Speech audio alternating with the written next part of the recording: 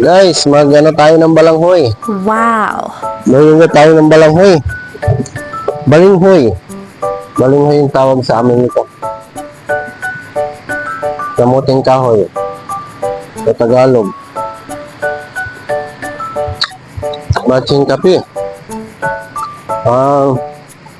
Maganda tayo guys. Ganito ang pinakain namin lagi nung maliit pa kami.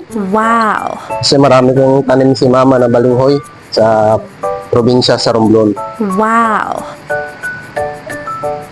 Sarap to guys.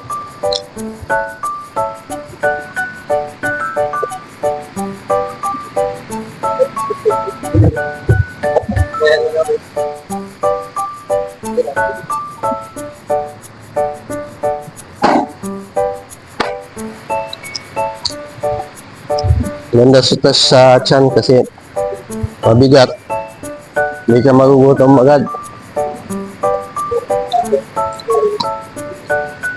Mas masarap pa to kung ginatan. Tapos may asukal. Sarap talaga to. Masarap din to linupak. Pinumakan naman sa tawag sa amin sa Romblon.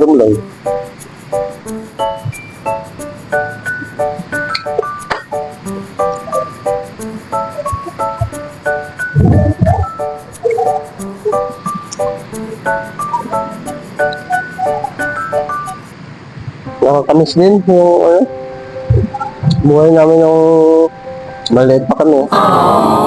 Masaya, nagkakasama pa kami. Kahit nag-aaway lagi magkapatid. Masaya pa rin sama-sama. Ngayon, bihira na magawa kasi kanya-kanya na may trabaho, may pamilya. Sana maulit yung time na magkasama-kasama kami, pamilya lahat. Nakakamiss din.